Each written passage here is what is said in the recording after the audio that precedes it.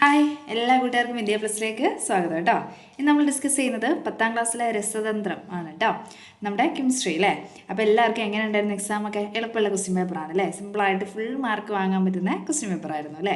അപ്പോൾ നമ്മൾ ആൻസേഴ്സ് പറയും, നിങ്ങൾ നിങ്ങളുടെ ക്വസ്റ്റ്യൻ പേപ്പർ എടുത്ത് ടിക്ക് ചെയ്ത് പോവുക കേട്ടോ. എന്നിട്ട് എത്ര മാർക്ക് ഉണ്ട് എന്നുള്ളത് നിങ്ങളുടെ പേര് നമ്മുടെ കമൻറ്റ് ബോക്സിൽ വന്ന് പറയാൻ മറക്കരുതേ. അതേപോലെ തന്നെ ആദ്യമായിട്ടാണ് നമ്മുടെ ചാനൽ കാണുന്നതെങ്കിൽ നമ്മുടെ ചാനൽ എന്ത് ചെയ്യണം, ജസ്റ്റ് ഒന്ന് സബ്സ്ക്രൈബ് ചെയ്ത് ഇടാനും മറന്നു പോകരുത് കേട്ടോ. അപ്പോൾ നമുക്ക് നോക്കിയാലോ. ഫസ്റ്റ് ക്വസ്റ്റ്യൻ എന്താണ്? എഫ് സബ്ഷെല്ലിൽ ഉൾക്കൊള്ളുന്ന പരമാവധി ഇലക്ട്രോണുകളുടെ എണ്ണം എത്രയായിരുന്നു? നമ്മൾ പ്രത്യേകം എടുത്ത് പഠിക്കുന്നുണ്ട് അല്ലേ. എത്ര ഇലക്ട്രോൺസ് ആയിരുന്നു പരമാവധി കൊള്ളുന്നത്? 14 ഇലക്ട്രോൺസ് ആയിരുന്നു അല്ലേ. ഓക്സിജന്റെ ആറ്റോമിക മാസ് 16 ആണ്. ഓക്സിജന്റെ ആറ്റോമിക മാസ് എന്ന് പറയുന്നത് എത്രയാണ്? 16 ആണ്. താഴെ തന്നിരിക്കുന്നവയിൽ ഏത് സാമ്പിളാണ് 6.022 × 10⁻23 ഓക്സിജൻ ആറ്റങ്ങൾ അടങ്ങിയിരിക്കുന്നത്? അപ്പോൾ ഇവിടെ കൊടുത്തിട്ടുണ്ട് 8 oxygen, 16 gram oxygen, 32 gram oxygen, 1 g oxygen. ഒന്നും ആലോചിക്കേണ്ട, ഏതായിരിക്കും? 16 ഗ്രാം ഓക്സിജനിലാണ് 6.022 × 10⁻23 ആറ്റങ്ങൾ, ഓക്സിജൻ ആറ്റങ്ങൾ അടങ്ങിയിരിക്കുന്നത് അല്ലേ. അടുത്ത ക്വസ്റ്റ്യൻ എന്താണ്?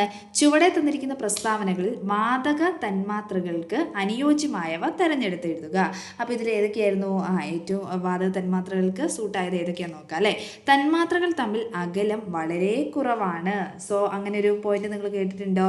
അതല്ല അല്ലേ. അടുത്തത് എന്താണ്? വാതക തന്മാത്രകൾ തമ്മിലുള്ള ആകർഷണ ബലം വളരെ കൂടുതലാണ്. അപ്പോൾ നെക്സ്റ്റ് അടുത്ത് എന്താ പറഞ്ഞിരിക്കുന്നത്? വാതക തന്മാത്രകളുടെ ഊർജ്ജം വളരെ കൂടുതലായിരിക്കും. അപ്പോൾ ഏതാണ് അനുയോജ്യമായത്? ഏതാണെന്ന് വെച്ചാൽ രണ്ടാമത്തെ പോയിന്റ് ആണ് കേട്ടോ, ബി എന്ന് പറയുന്ന പോയിന്റ് ആണ്. ഇനി നാലാമത്തെ ക്വസ്റ്റിനോട്ട് പോയാലോ. ഒരു മൂലകത്തിന്റെ ഇലക്ട്രോൺ വിന്യാസം 2, 5 എന്നാണ്. എത്ര കൊടുത്തേക്കുന്നത്? 2, 5 ആണ് അല്ലേ. ഈ മൂലകത്തിന്റെ പി സബ്ഷെല്ലിലെ ഇലക്ട്രോണുകളുടെ എണ്ണം എത്രയായിരിക്കും? പി സബ്ഷെല്ലിലെ ഇലക്ട്രോണുകളുടെ എണ്ണം എന്ന് പറയുന്നത് ആറ്റോമിക് നമ്പർ ജസ്റ്റ് ഒന്ന് കണ്ടുപിടിച്ചാൽ മതി അല്ലേ. ആറ്റോമിക് നമ്പർ എത്രയാണ്? 7 ആണ് അല്ലേ. സോ ആറ്റോമിക് നമ്പർ 7 ആകുമ്പോൾ നമ്മൾ എങ്ങനെ എഴുതുന്നത്? 1s2 2s2 പിന്നെ എത്ര വരും? 4 ആയി അല്ലേ. 2p 3a എന്ന വരിക അല്ലേ. അപ്പോൾ പി എന്ന് പറയുന്ന സബ്ഷനിൽ എത്ര ഇലക്ട്രോൺ ഉണ്ടാവും? 3 ഇലക്ട്രോൺസ് ആയിരിക്കും ഉണ്ടാകുന്നത്. ഒരു മഗ്നീഷ്യം റിബണിന്റെ തിളക്കം കുറേ സമയം കഴിയുമ്പോൾ നഷ്ടപ്പെടുന്നു. ഇതിന് കാരണമാകുന്നത് ഡാഷ് എന്ന സംയുക്തത്തിന്റെ രൂപീകരണമാണ്. അപ്പോൾ ഏത് സംയുക്തമാണെന്ന് വെച്ചാൽ MgO ആണ് കേട്ടോ. മഗ്നീഷ്യം ഓക്സൈഡ് എന്ന് പറയുന്ന സംയുക്തമായിട്ട് മാറുന്നത് കൊണ്ടാണ്. ഇനി നെക്സ്റ്റ് അടുത്തത് 4 ക്വസ്റ്റ്യൻ എഴുതിയാൽ മതി, 2 മാർക്ക് വീതം അല്ലേ. അപ്പോൾ എത്ര ക്വസ്റ്റ്യൻ ഉണ്ട്? 6 മുതൽ 10 വരെയുള്ള ക്വസ്റ്റ്യനിൽ 4 എണ്ണം എഴുതിയാൽ മതി എന്ന് ഓൾറെഡി പറഞ്ഞിട്ടുണ്ട് അല്ലേ. അപ്പോൾ നമുക്ക് നോക്കാം കേട്ടോ. ഇനി 6ാമത്തെ ക്വസ്റ്റ്യൻ ഏതാണ് തന്നിരിക്കുന്നത് നോക്കിയാലോ. തന്നിരിക്കുന്ന ലോഹങ്ങളിൽ ജലവുമായി തീവ്രമായി പ്രവർത്തിക്കുന്ന ലോഹമേത്? അപ്പോൾ ഇതിൽ ജലവുമായിട്ട് തീവ്രമായി പ്രവർത്തിക്കുന്ന ഏതാണ്? Na ആണ് കേട്ടോ, സോഡിയമാണ്. നമ്മൾ ടെക്സ്റ്റ് ബുക്കിൽ പ്രത്യേകം എടുത്ത് പറയുന്നുണ്ട് അല്ലേ.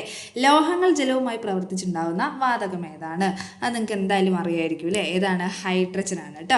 അടുത്തത് 7ാമത്തെ ക്വസ്റ്റിനോട്ട് പോവേ. എന്താണ് 7ാമത്തെ ക്വസ്റ്റ്യൻ എന്ന് പറയുന്നത്? ലാന്തനോടുകളിൽ അവസാന ഇലക്ട്രോൺ പൂരണം നടക്കുന്നത് ഏത് സബ്ഷെല്ലിലാണ്? അപ്പോൾ ഏത് സബ്ഷെല്ലിലാണ്? 4f-ലാണ് കേട്ടോ നടക്കുന്നത്. നെക്സ്റ്റ്, ഇവയിൽ ബാഹ്യതമ ഷെൽ നമ്പർ എത്ര? ഇവയുടെ ബാഹ്യതമ ഷെൽ നമ്പർ എന്ന് പറയുന്നത് എത്രയായിരിക്കും? 6 ആയിരിക്കും കേട്ടോ. ബാഹ്യതമ ഷെല്ലിൻ്റെ നമ്പർ എന്ന് പറയുന്നത് എത്രയാണ്? 6 ആണ്. നെക്സ്റ്റ് അടുത്ത ക്വസ്റ്റ്യനിലോട്ട് പോയാലോ. അടുത്തത് 8ാമത്തെ ക്വസ്റ്റ്യൻ ആണ് അല്ലേ. അപ്പോൾ 8ാമത്തെ ക്വസ്റ്റ്യൻ എന്താ നോക്കിയാലോ. 8A കേട്ടോ. 2 അന്തരീക്ഷ മർദ്ദത്തിൽ സ്ഥിതി ചെയ്യുന്ന ഒരു നിശ്ചിത മാസ് വാതകത്തിന് 20 ലിറ്റർ വ്യാപ്തമുണ്ട്. താപനില വ്യത്യാസപ്പെടാതെ ഈ വാതകത്തിൻ്റെ മർദ്ദം 4 മടങ്ങായി വർദ്ധിച്ചാൽ വ്യാപ്തം എത്ര ലിറ്റർ ആയിട്ട് മാറുമെന്നാണ് ചോദിച്ചിരിക്കുന്നത് അല്ലേ. അപ്പം 4 മടങ്ങായിട്ട് എന്ത് ചെയ്യുന്നുണ്ട്? വർദ്ധിക്കുന്നുണ്ട്. അപ്പം വ്യാപ്തം എന്ന് പറയുന്നത് എത്ര ലിറ്റർ ആയിട്ട് മാറുമെന്ന് വെച്ചാൽ 5 ലിറ്റർ ആയിട്ട് മാറും കേട്ടോ. എത്ര ലിറ്റർ ആയിട്ട് മാറും? 5 ലിറ്റർ ആയിട്ട് മാറും. സ്ഥിര താപനിലയിലുള്ള ഒരു നിശ്ചിത മാസ് വാതകത്തിൻ്റെ വ്യാപ്തവും മർദ്ദവും തമ്മിലുള്ള ബന്ധം എന്താണ്? അപ്പം ബന്ധം എന്ന് പറയുന്നത് എന്താണ്? വിപരീത അനുപാതത്തിലായിരിക്കും കേട്ടോ. ഓക്കെ, അപ്പോൾ ഇവിടെ എഴുതി വെക്കുക, വിപരീത അനുപാതം.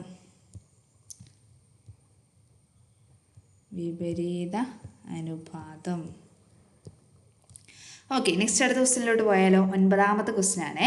ഏതാണ് 9ാമത്തെ ക്വസ്റ്റ്യൻ എന്ന് പറയുന്നത്? +1 ഓക്സീകരണ അവസ്ഥ മാത്രം പ്രകടിപ്പിക്കുന്ന ഒരു മൂലകമാണ് എക്സ് എന്ന് പറയുന്നത്. ഈ മൂലകം ഏത് ഗ്രൂപ്പിൽ പെടുന്നു? ഒന്നും ആലോചിക്കാനില്ല. ഏത് ഗ്രൂപ്പിലായിരിക്കും പെടുന്നത്? ഗ്രൂപ്പ് നമ്പർ 1-ലാണ് പെടുന്നത് കേട്ടോ. 1ാമത്തെ ഗ്രൂപ്പിലായിരിക്കും പെടുന്നത്. എക്സിൻ്റെ ഓക്സൈഡിൻ്റെ രാസസൂത്രം എഴുതാൻ പറഞ്ഞിട്ടുണ്ട് കേട്ടോ. അപ്പോൾ രാസസൂത്രം എന്ന് പറയുന്നത് എക്സ് ആദ്യം കൊടുത്തു, 2 കൊടുത്തു, O കൊടുത്തു. ഓയുടെ ഓക്സിജനാസ് 2 ആയതുകൊണ്ട് എക്സിൻ്റെ സ്ഥാനത്ത് എന്ത് കൊടുത്താൽ മതി? ആ 2 അങ്ങോട്ട് കൊടുത്തിട്ട് എഴുതിയാൽ മതി കേട്ടോ. അപ്പോൾ എക്സ് 2 O എന്ന് വരെ നിങ്ങൾ വൃത്തിക്ക് എഴുതണേ. ഓക്കെ, എക്സ് 2 O എന്ന് വരും കേട്ടോ. നെക്സ്റ്റ് 10ാമത്തെ ക്വസ്റ്റിനോട്ട് പോകാം അല്ലേ. ഏതാണ് 10ാമത്തെ ക്വസ്റ്റ്യൻ എന്ന് പറയുന്നത്? ഒരു മൂലകത്തിൻ്റെ സബ്ഷെൽ ഇലക്ട്രോൺ വിന്യാസം 2 രീതിയിൽ നൽകിയിരിക്കുന്നു. ഇവയിൽ ഏതാണ് ശരിയായത് എന്നാണ് ചോദിച്ചേക്കുന്നത് കേട്ടോ. അപ്പോൾ ഇവയിൽ ഏതാണ് ശരിയായത്? ഒന്നാമത്തേതാണോ രണ്ടാമത്തേതാണോ? രണ്ടാമത്തേതാണ് അല്ലേ. കാരണം എന്താണ്? ഇവിടെ ഡിയിൽ എത്ര ഇലക്ട്രോൺ നിറഞ്ഞിട്ടുണ്ട്? 10 ഇലക്ട്രോൺ നിറഞ്ഞിട്ടാണ് നെക്സ്റ്റിലേക്ക് പോയേക്കുന്നത്. ഇവിടെ എത്ര ഇലക്ട്രോണേ ഉള്ളൂ? 9 ഇലക്ട്രോൺസേ ഉള്ളൂ അല്ലേ. അപ്പോൾ ഒന്നെങ്കിൽ 10 ആവണം, അല്ലെങ്കിൽ 10ൻ്റെ പകുതി ആവണം. അതൊക്കെ നിങ്ങൾക്ക് അറിയാവുന്നതാണല്ലേ, ഡി സബ്ഷെല്ലിൻ്റെ റൂൾ എന്ന് പറയുന്നത് അല്ലേ. ഓക്കെ, ഇനി 11ാമത്തെ ക്വസ്റ്റ്യൻ ആണ്. 11 മുതൽ 15 വരെയുള്ള ചോദ്യത്തിന് 4 എണ്ണത്തിന് ഉത്തരം എഴുതുക. എത്ര മാർക്ക് വീതമാണ്? 3 മാർക്ക് വീതമാണ് അല്ലേ. ഓക്കെ, 11ാമത്തെ ക്വസ്റ്റ്യൻ എന്താണ്? പട്ടിക വിശകലനം ചെയ്ത് ചോദ്യങ്ങൾക്ക് ഉത്തരം എഴുതുക. പട്ടിക വിശകലനം ചെയ്ത് എന്താ പറഞ്ഞേക്കുന്നത്? ചോദ്യങ്ങൾക്ക് ഉത്തരം എഴുതാനാണ് പറഞ്ഞേക്കുന്നത്. പ്രതീകം യാഥാർത്ഥ്യമാണോ? അല്ല, പ്രതീകങ്ങൾ യാഥാർത്ഥ്യമല്ല. എക്സ് എന്ന മൂലകം കൊടുത്തിട്ടുണ്ട്, വൈ ഗ്രൂപ്പും അതേപോലെ എന്താ കൊടുത്തേക്കുന്നത്? പീരിയഡും കൊടുത്തിട്ടുണ്ട് അല്ലേ. മൂലകം വൈയുടെ സബ്ഷെൽ ഇലക്ട്രോൺ വിന്യാസം എഴുതുക. അപ്പോൾ മൂലകം ഏതിൻ്റെ എഴുതേണ്ടത്? മൂലകം വൈയുടെ ആണ് എഴുതേണ്ടത്. അപ്പോൾ പീരിയഡ് എന്ന് പറയുന്നത് എത്രയാണെന്ന് പറഞ്ഞേക്കുന്നത്? പീരിയഡ് 3 അല്ലേ. സോ പീരിയഡ് 3 ആവുമ്പോൾ ഏതൊക്കെ ഷെല്ലുണ്ടാവും? കെ ഉണ്ടാവും, എൽ ഉണ്ടാവും, എം എന്ന് പറയുന്ന ഷെല്ലുണ്ടാവും അല്ലേ. അപ്പോൾ ഗ്രൂപ്പ് നമ്പർ എത്രയാണെന്ന് പറഞ്ഞേക്കുന്നത്? 2 ആണ്. ഗ്രൂപ്പ് നമ്പർ 2 ആയതുകൊണ്ട് തന്നെ അവസാനത്തെ ഷെല്ലിൽ എത്ര ഇലക്ട്രോൺ ആയിരിക്കും വരുന്നത്? 2. സോ 8, 2 ഇങ്ങനെയായിരിക്കും വരുന്നത് കേട്ടോ. 2, 8, 2. 2, 8, 2 എന്ന് പറയുമ്പോൾ അതിൻ്റെ എത്ര വരും? 2, 8, 2 ആകുമ്പോൾ 12 ആണ് അല്ലേ. അറ്റോമിക് നമ്പർ വരുന്നത് എത്രയാണ്? 12. അപ്പോൾ ഇലക്ട്രോൺ വിന്യാസം എങ്ങനെയാണ് വരുന്നത്? 1s2, പിന്നെ എത്രയാണ്? 2s2, 2p, 6, പിന്നെ 3s2 എന്ന് വരും കേട്ടോ. നെക്സ്റ്റ് അടുത്ത എന്താണ്? മൂലകം എക്സ് പീരിയോഡിക് ടേബിളിൽ ഏത് ബ്ലോക്കിൽ പെടുന്നു? അപ്പോൾ എക്സ് എന്ന് പറയുന്നത് ഏത് ബ്ലോക്കിലാണ് പെടുന്നത്? അപ്പോൾ എത്രാമത്തെ ഗ്രൂപ്പാന്ന് നോക്കിക്കേ? 17 വരുന്നത് ഏത് ബ്ലോക്കിലാണ്? പി എന്ന് പറയുന്ന ബ്ലോക്കിലാണ് കേട്ടോ. അടുത്തത് മൂലകം എക്സിൻ്റെ ബാഹ്യതമ ഷെല്ലിലെ ഇലക്ട്രോണുകളുടെ എണ്ണം എത്ര? സിമ്പിളാണ്. മൂലകം എക്സ് എന്ന് പറയുന്നതിൻ്റെ ഗ്രൂപ്പ് നമ്പർ എത്രയാണെന്ന് നോക്കിക്കേ? 17 ആണ് കേട്ടോ. അപ്പോൾ 17 ആകുമ്പോൾ അതിൽ നിന്ന് 10 ഒഴിവാക്കിയിട്ട് ബാക്കിയുള്ള ആൾക്കാർ എഴുതിയാൽ മതിയേ. അപ്പോൾ എത്രയാണ് വരുന്നത്? 7 എന്നാണ് വരുന്നത്. അടുത്ത 12ാമത്തെ ക്വസ്റ്റിനോട്ട് പോവാവേ.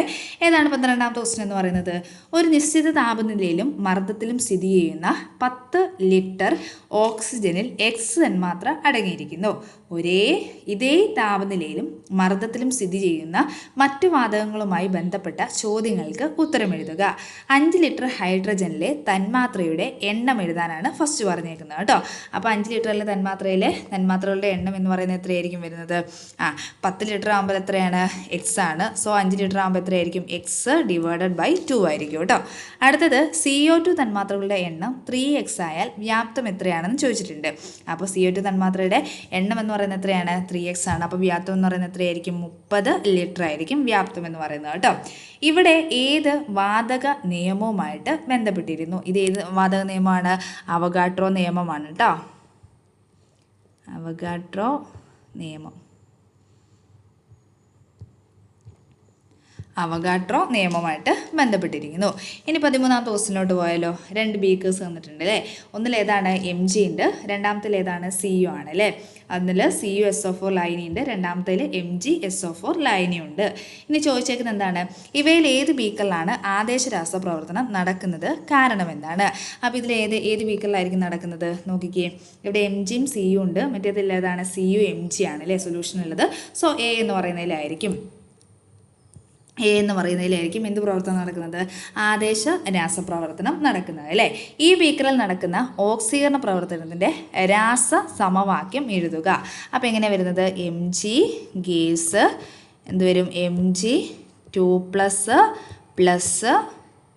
ഇങ്ങനെ വരും കേട്ടോ. അടുത്ത എന്താണ്? 14ാമത്തെ ക്വസ്റ്റിനിലോട്ട് പോവേ. ഒരു മൂലകത്തിന് 5 GMന് 80 ഗ്രാം മാസ് ഉണ്ട്. 5 GMന് എത്ര ഗ്രാം മാസ് ഉണ്ട്? 80 ഗ്രാം മാസ് ഉണ്ട്. ഈ മൂലകത്തിൻ്റെ ആറ്റോമിക മാസ് എത്രയാണ് എന്നാണ് ചോദിച്ചിരിക്കുന്നത്. ഇതിൻ്റെ ആറ്റോമിക മാസ് എന്ന് പറയുന്നത് എത്രയായിരിക്കും? 16 ആയിരിക്കും കേട്ടോ. ഓക്കെ, നെക്സ്റ്റ് അടുത്ത ക്വസ്റ്റ്യൻ എന്താണ്?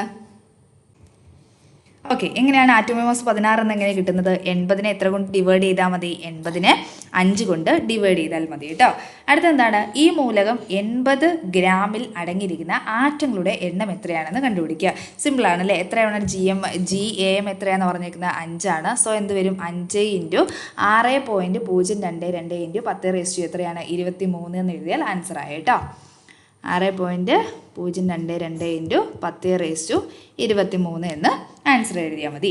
ഈ മൂലകത്തിന് 80 ഗ്രാമിൽ അടങ്ങിയിരിക്കുന്ന ആറ്റങ്ങൾക്ക് തുല്യ എണ്ണം ആറ്റങ്ങൾ ലഭിക്കാൻ എത്ര ഗ്രാം ഹീലിയം എടുക്കണമെന്ന് ചോദിച്ചിട്ടുണ്ട് കേട്ടോ. അപ്പോൾ എത്ര ഗ്രാം ഹീലിയം എടുക്കണം എന്ന് വെച്ചാൽ 20 ഗ്രാം ഹീലിയം എടുക്കണം കേട്ടോ. എത്ര ഗ്രാമാണ്? 20 ഗ്രാം ഹീലിയം എടുക്കണം. നെക്സ്റ്റ് അടുത്ത ക്വസ്റ്റിനിലോട്ട് പോവാവേ. 15ാമത്തെ ക്വസ്റ്റിനാണ്. ഡി ബ്ലോക്ക് മൂലകങ്ങളുടെ പ്രത്യേകതകൾ സൂചിപ്പിക്കുന്ന ശരിയായ പ്രസ്താവനകൾ തിരഞ്ഞെടുത്ത് എഴുതാനാണ് പറഞ്ഞേക്കുന്നത് കേട്ടോ. അപ്പോൾ ഇതിലെ ശരിയായ പ്രസ്താവന എന്ന് പറയുന്നത് ബിയും സിയും ഇയുമാണ് കേട്ടോ. ബി എന്ന് വെച്ചാൽ എന്താണ്? അവസാന ഇലക്ട്രോൺ പൂരണം നടക്കുന്നത് ബാഹ്യതമ ഷെല്ലിലെ തൊട്ടു മുന്നിലാണ്. അത് നിങ്ങൾക്ക് ഓൾറെഡി അറിയാവുന്നതാണ് അല്ലേ. ഇനി സി എന്ന് പറയുന്നത് എന്താണ്? ഈ മൂലകത്തിൻ്റെ സംയുക്തങ്ങൾ പലതും പല നിറമാണ്. അതും അറിയാവുന്നതായിരിക്കും അല്ലേ. ഈ പീരിയോഡിക് ടേബിളിൽ 3 മുതൽ 12 വരെ ഗ്രൂപ്പിൽ എന്ത് ചെയ്യുന്നു? കാണപ്പെടുന്നു കേട്ടോ. ഇനി നെക്സ്റ്റ് 16 മുതൽ 20 വരെ എത്ര എഴുതിയാൽ മതി? 4 എഴുതണം. 4 മാർക്ക് വീതം അല്ലേ. അപ്പോൾ 16ാമത്തെ ക്വസ്റ്റ്യൻ എന്താണ്? STPയിൽ സ്ഥിതി ചെയ്യുന്ന 2 വാതകങ്ങളാണ് NH3-ഉം CH4-ഉം എന്നിവ. STPയിൽ സ്ഥിതി ചെയ്യുന്ന 1 മോൾ വാതകത്തിൻ്റെ വ്യാപ്തം എത്രയാണെന്ന് ചോദിച്ചിട്ടുണ്ട്. ആ പുസ്തകത്തിൽ എടുത്ത് പറയുന്നുണ്ടല്ലേ. 1 മോളിൻ്റെ വ്യാപ്തം എന്ന് പറയുന്നത് എത്രയാണ്? 22.4 ലിറ്റർ ആണ് അല്ലേ. ഓക്കെ, നെക്സ്റ്റ് അടുത്തത് എന്താണ്? NH3-യും CH4-ഉം ഇവയുടെ വ്യാപ്തം 89.6 ലിറ്റർ വീതമാണെങ്കിൽ NH3-യുടെ മോളുകളുടെ എണ്ണം കണ്ടെത്തി എഴുതുക. അപ്പോൾ NH3-യുടെ മോളുകളുടെ എണ്ണം എന്ന് പറയുന്നത് 4 മോളായിരിക്കും കേട്ടോ. ഓക്കെ, ഇനി നെക്സ്റ്റ് അടുത്തത് CH4-ലെ തന്മാത്രകളുടെ എണ്ണം എടുത്തെഴുതാനാണ് പറഞ്ഞേക്കുന്നത് കേട്ടോ. അപ്പോൾ ഇതിലെ തന്മാത്ര എന്ന് പറയുന്നത് എത്രയാണ്? 4 × 6.022 × എത്രയാണ്? 10⁻23 ആണ് ഇതിലെ തന്മാത്രകളുടെ എണ്ണം എന്ന് പറയുന്നത്. STP സ്ഥിതി ചെയ്യുന്ന 89.6 ലിറ്റർ CH4 വാതകത്തിൻ്റെ മാസ് കണക്കാക്കുക. അപ്പോൾ ഇതിൻ്റെ മാസ് എന്ന് പറയുന്നത് 64 ഗ്രാം ആണ് കേട്ടോ.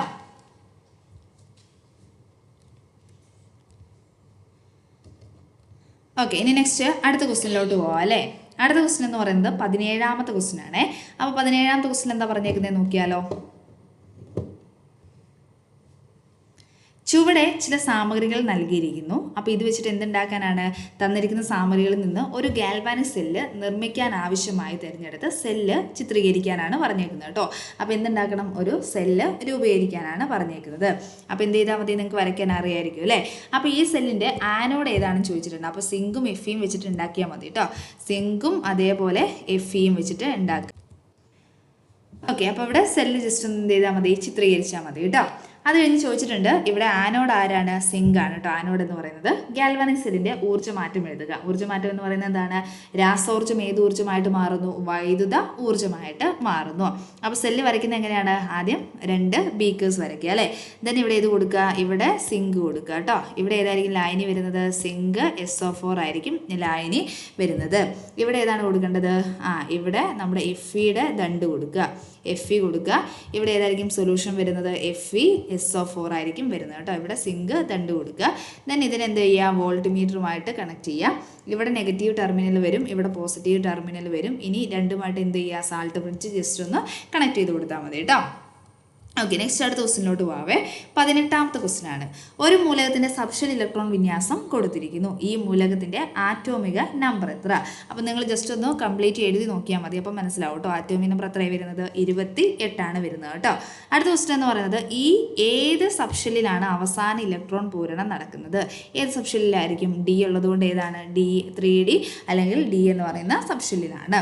ഈ മൂലകത്തിൻ്റെ പീരീഡ് നമ്പർ, ഗ്രൂപ്പ് നമ്പർ എന്നിവ കണ്ടെത്തി എഴുതുക. ഓക്കെ, അപ്പോൾ പീരീഡ് നമ്പർ എത്രയായിരിക്കും വരുന്നത്? 4 ആണ്. ഗ്രൂപ്പ് നമ്പർ വരുന്നത് എത്രയാണ്? 10 ആണ് കേട്ടോ. അപ്പോൾ എങ്ങനെ പീരീഡ് ഇത് രണ്ടും കൂടെ കൂട്ടിക്കഴിഞ്ഞാൽ മതി. എത്ര കിട്ടും? 10 കിട്ടും. ഇവിടെ വലിയ സംഖ്യ എന്ന് പറയുന്നത് എത്രയാണ്? 4 ആണ്. സോ എത്രയാണ് പീരീഡ് നമ്പർ വരുന്നത്? 4 ആണ് കേട്ടോ. അടുത്തത് 19ാമത്തെ ക്വസ്റ്റ്യനിലോട്ട് പോകാം അല്ലേ. സ്ഥിരമർദ്ദത്തിൽ സ്ഥിതി ചെയ്യുന്ന ഒരു നിശ്ചിത മാസ് വാതകം ഉപയോഗിച്ച് നടത്തിയ പരീക്ഷണത്തിൻ്റെ ഒരു പട്ടികയായിട്ട് ഇവിടെ കൊടുത്തിട്ടുണ്ട്. വ്യാപ്തവും പിന്നെ എന്താ ഉള്ളത്? താപനിലയുമാണ് ഉള്ളത് അല്ലേ. സോ വ്യാപ്തം എത്രയാന്ന് പറഞ്ഞിട്ടുണ്ട്? 600. താപനില എത്രയാന്ന് പറഞ്ഞിട്ടുണ്ട്? 300. ഇവിടെ 800 പറഞ്ഞിട്ടുണ്ട്. സോ നേർ പകുതിയായിരിക്കും 400 അല്ലേ. ഇവിടെ എത്രയായിരിക്കും? 900 ആയിരിക്കും കേട്ടോ. അടുത്തത് എക്സ് വൈ വില കണ്ടെത്തുക. അത് ഓൾറെഡി നമ്മൾ കണ്ടെത്തിയില്ലേ. ഇത് ഏത് വാതക നിയമവുമായിട്ട് ബന്ധപ്പെട്ടിരിക്കുന്നു? ഏത് വാതക നിയമമാണ്? ചാൾസ് നിയമവുമായിട്ട് ബന്ധപ്പെട്ടിരിക്കുന്നു. ചുവടെ നൽകിയിരിക്കുന്ന സാഹചര്യങ്ങൾ പരിശോധിച്ച് ഈ വാതക നിയമവുമായിട്ട് ബന്ധപ്പെട്ടത് കണ്ടെത്തി എഴുതാനാണ് പറഞ്ഞേക്കുന്നത് കേട്ടോ. ഇതിൽ ആ വാതക നിയമവുമായി ബന്ധപ്പെട്ടത് ഏതാണ്? ഒന്നാമത്തതാണ്. ഊതി വീർപ്പിച്ച ബലൂണ് വെയിലത്തിട്ടാൽ അല്പസമയത്തിന് ശേഷം എന്ത് ചെയ്യുന്നു? പൊട്ടിപ്പോകുന്നു. ഇനി നെക്സ്റ്റ് അടുത്തത് 20ാമത്തെ ക്വസ്റ്റിനോട്ട് പോകാം കേട്ടോ. ഏതാണ് 20ാമത്തെ ക്വസ്റ്റ്യൻ എന്ന് പറയുന്നത്? മാഗ്നസിന്റെ ഏതാനും ഓക്സൈഡുകളുടെ രാസസൂത്രമാണ് ചുവടെ നൽകിയിരിക്കുന്നത്. അപ്പോൾ ഏത് കൊടുത്തിട്ടുണ്ട്? MnO2 ഉണ്ട്, Mn ഏതാണുള്ളത്? O3 ഉണ്ട് അല്ലേ. ഓക്കെ, നെക്സ്റ്റ് അടുത്ത് എന്താ പറഞ്ഞേക്കുന്നത് നോക്കിയാലോ. ഇവയിൽ ഓരോന്നിൻ്റെയും മാഗ്നസിൻ്റെ ഓക്സീകരണാവസ്ഥ കണ്ടുപിടിക്കാനാണ് പറഞ്ഞേക്കുന്നത് കേട്ടോ. അപ്പോൾ ഒന്നാമത്തേൻ്റെ ഓക്സീകരണാവസ്ഥ എന്ന് പറയുന്നത് +4 ആണ്. ജസ്റ്റ് Mn വെച്ചിട്ട് നമ്മൾ ടെക്സ്റ്റ് ബുക്ക് ചെയ്തിട്ടുണ്ട് അല്ലേ. അപ്പോൾ ഒന്നാമത്തേൻ്റെ ഓക്സീകരണാവസ്ഥ +4 ആണ്. രണ്ടാമത്തേൻ്റെ എത്രയാണ്? +3 ആണ് വരുന്നത് കേട്ടോ. ജസ്റ്റ് നമ്മൾ Mn X എന്ന വാല്യൂ കൊടുത്തിട്ട് ചെയ്ത് നോക്കിയാൽ നമുക്ക് എന്ത് ചെയ്യും? ആൻസർ കിട്ടും കേട്ടോ. Mn4+ സബ്ഷൽ ഇലക്ട്രോൺ വിന്യാസം എഴുതാനും. ഓക്കെ, അപ്പോൾ എങ്ങനെയാണ് സബ്ഷൽ ഇലക്ട്രോൺ വിന്യാസം എങ്ങനെയാണ് വരുന്നത്? 1s2, പിന്നെ 2s2, പിന്നെ എത്ര വരും? 2p6, പിന്നെ 1s2, 2s2, 2p6, 3s2, 3p6, പിന്നെ എത്രയാണ്? 3d 3 എന്നാണ് വരിക കേട്ടോ. മൊത്തം 25 എണ്ണം വേണ്ട. അതിൽ 4 എണ്ണം നമ്മൾ എന്ത് ചെയ്യണം? മാറ്റി നിർത്തിയിട്ട് ബാക്കിയുള്ളത് എഴുതിയാൽ മതി അല്ലേ. ഇനി നെക്സ്റ്റ് ഡി ബ്ലോക്ക് മൂലകങ്ങൾ പൊതുവെ വ്യത്യസ്ത ഓക്സീകരണാവസ്ഥ കാണിക്കുന്നു. എന്താണ് കാരണം എന്ന് ചോദിച്ചിട്ടുണ്ട് അല്ലേ. എന്താണ് കാരണം? സംക്രമണ മൂലകങ്ങളുടെ ബാഹ്യതമ എസ് സബ്ഷെല്ലിന് തൊട്ട് മുന്നുള്ള ഡി സബ്ഷെല്ലിലാണ് ഊർജ്ജത്തിൻ്റെ നേരിയ വ്യത്യാസം മാത്രമുള്ളത് കൊണ്ട് തന്നെ ഇവർ വന്ന് നിറയുന്നത് അല്ലേ. സോ അതുകൊണ്ടാണ് ഇവർ എന്ത് ചെയ്യുന്നത്? വ്യത്യസ്ത ഓക്സീകരണാവസ്ഥ കാണിക്കുന്നത് കേട്ടോ. Okay, thank you.